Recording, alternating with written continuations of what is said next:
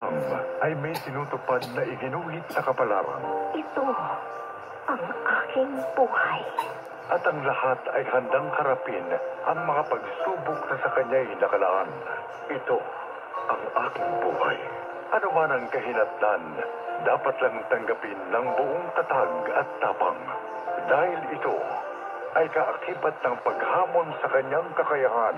Ito ang aking buhay. Ano man ang maging bunga ng tadhana, dapat lang harapin ang sino man. Dahil ito ay pagsubok at bahagi ng kanyang buhay. Kaya ang bawat hampas ng anong sa dagat ay mananatiling naaayon sa kalagayan ng karagatan. Dapat lang tayong sumunod sa kung ano ang sa atin ay nakatakda at nakalaan. Ito ang aking buhay. Gaano man katindi ang mga pagsubok ay handa nating harapin. Dahil ang bawat hamon sa ating kakayahan ay lalong nagpapatatag sa buhay natin. Hindi sumusuko sa bagyong dumarating. Mananatiling matibay anumang lindol ang dumating. Umaasang pagkaraan ng mga hindi mabilang na hagupit na nag-iwan ng latay sa ating katawang naiimbig. Mananatiling nakatayo ng taas noo at buong giting.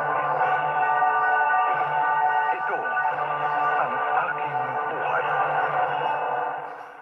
Nutriplex Syrup. Nutriplex with Talino Booster Formula. Tulong para bilis isip, todo focus, at bilis diskarte pa. This time check is brought to you by ACS Manufacturing Corporation.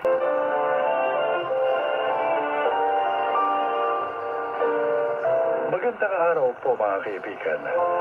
Narito ngayon ang kwento ng isang lalaking ayaw mag-drive. Siya ay si Arnel.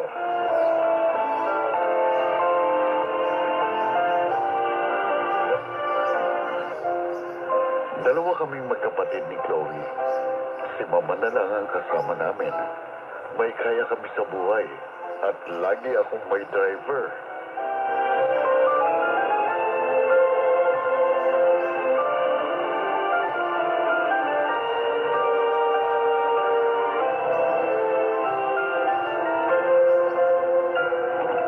Chloe, Kuya, bakit ka sumigaw? si Mama, nahihirapan daw siya huminga. Ano? Kaya nga dali na natin siya sa ospital. Baka kung ano pa mangyari sa kanya. Sige, isakay natin siya sa kotse mo. Ay, sira yung kotse ko eh. Nasa talyer. Ay, ganito na lang. Ikaw na magmaneho ng sasakyan ko. Ha? Ay, hindi ako komportable sa kotse mo eh. Kaya mo yan, Chloe. Wala si mga Danilo eh. Day off na eh. Oh, ano ba naman ito? Halika na. Kunin na natin si Mama.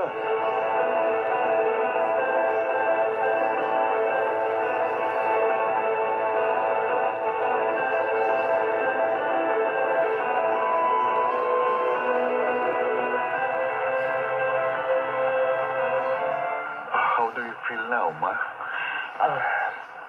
I'm okay now, Arnel. Ma, nag-alala kami ni Kuya Arnel sa inyo. Wala pa naman yung driver natin na si Mang Danilo. Oo nga.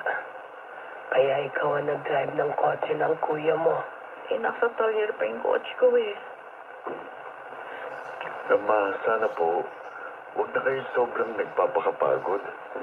Hindi na kayo bumabata. At ayaw naming maiwan nyo kagad kami. Tama si Kuya. Iba na yung nag-iingat. Salamat. Salamat, mga anak. Huwag kayong mag-alala. Makikita ko pa ang magiging apo ko sa inyong magkapatid. At ikaw naman, Arnel, kalimutan mo na ang nakaraan. Nagiging problema mo pa rin yan eh. Okay ako, Ma. Huwag niyo akong alalahanin.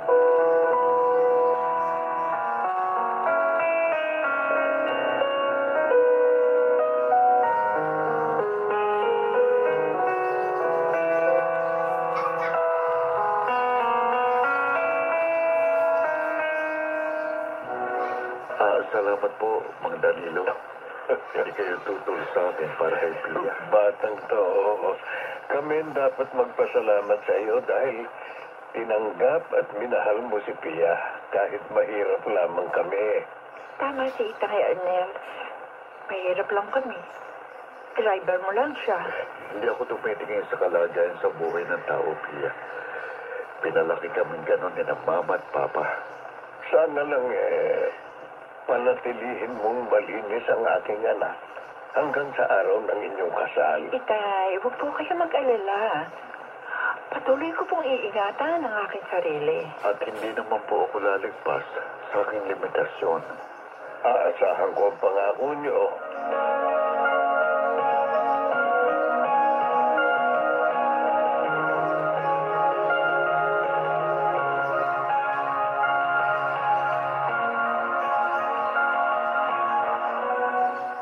Aalis ka na, Arnel? Ang aga mo naman. Oh, Glenn, may date pa kami ni Pia ngayon eh. Kaya naman pala. Ay, teka nga pala. Ano? Hindi ba ayaw mong mag-drive? Oo. Matagal ko nang hindi ginagawa yun. O sinong magmamaneho sa inyo pag namamasyal kayo? Don't tell me, si Mang Danilo pa rin. Yung tatay ni Pia. Hindi, no? Dahil naman kapag ganon. Kumukuha na lang ako ng rent-a-car. Ganun ba? Alam ba ni Pia ang dahilan kung bakit ayaw mo mag-drive? Oo, nasabi ko na sa kanya. Alam mo, dapat pare, huwag mong baliwalain yung nararamdaman mo. Ipagamot mo na yan para hindi ka na magka-problema.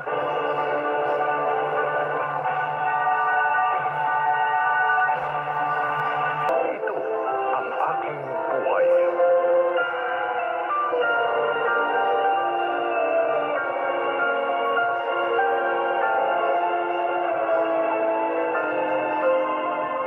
Oh, bakit ang daming food, Ma? Anong meron? Dadalhin natin yung kinapiya, anak. Mamamani ka na tayo. Oh, talaga po? Magpapakasal na si Kuya? Oo. Kaya sige na, magbihis ka na. Ikaw na lang ang hinihintay namin.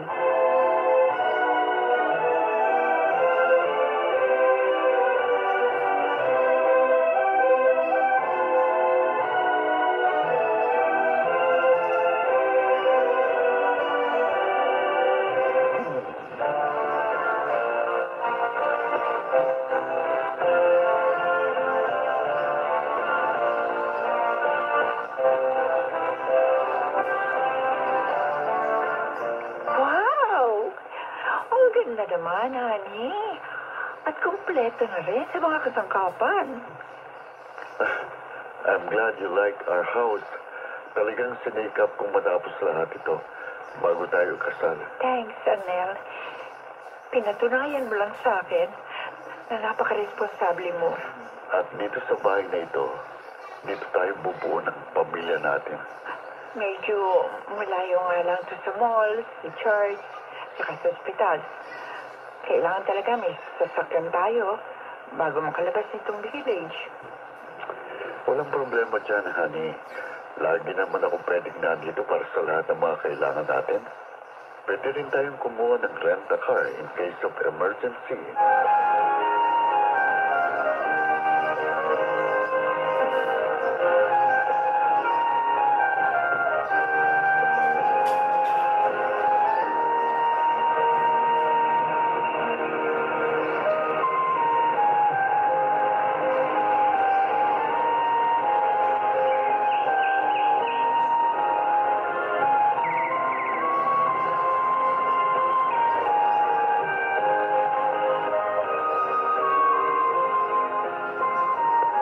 Narito ka rin pala, Balaing Danilo. Oo, Balaing Aurora.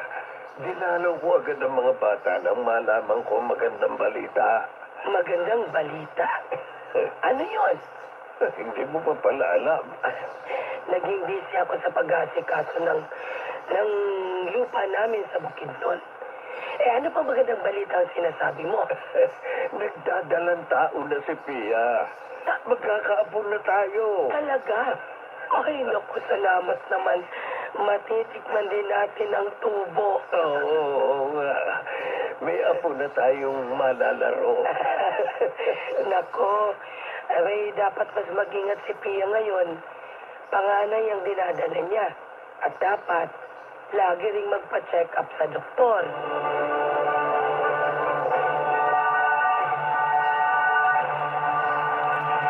Dito sa ating dulang,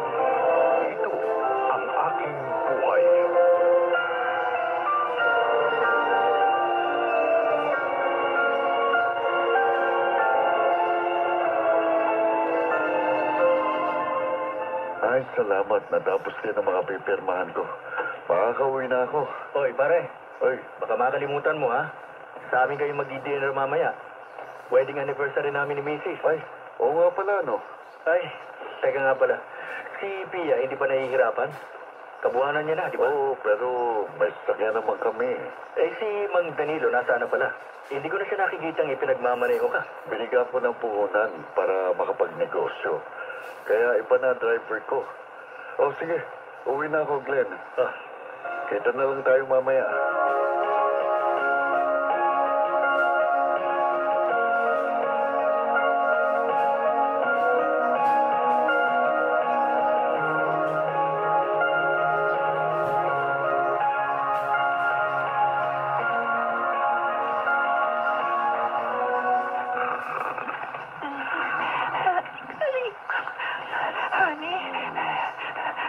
Honey, gumising ka. Oh, bakit ba, honey? Masakit na ang tiyan ko. Ha? Manganganak na yata ako. Ano?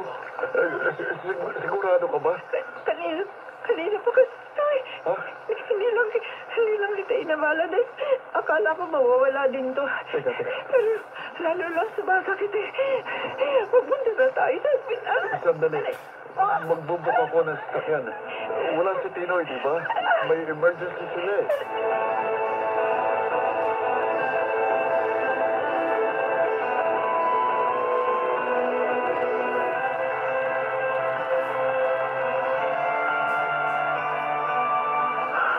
Ano ba naman? Bakit wala pa rin akong makuha ang masasakyan namin? Angel! Wala pa ba? Nahihirapan na ako. Sandali lang, honey. Ano pa naman? Hirap na hirap ng asawa ko.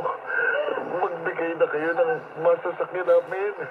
Ikaw na lang magdala sa akin sa ospital. Hindi mo na kaya. Pero, Pia, natatakot ako. Baka... Kaya mo yan. Kaya mo yan. Alipin madamat mo. Pero gusto mo, mamatay kami dito na magiging anak natin.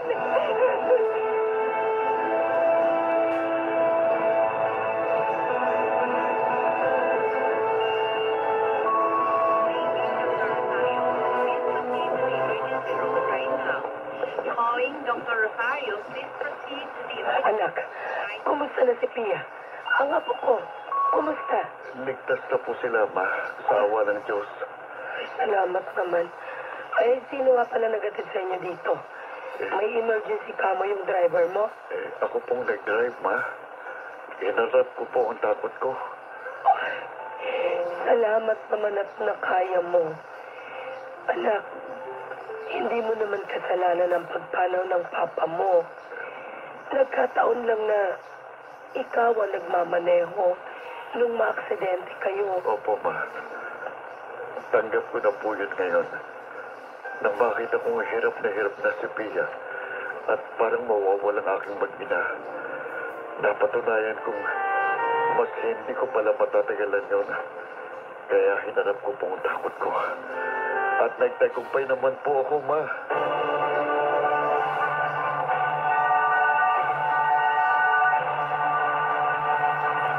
Walang anak namin ang aking asawa at matagal na akong nakakapagmaneho uli. Ako po si Arnel at ito ang aking buhay.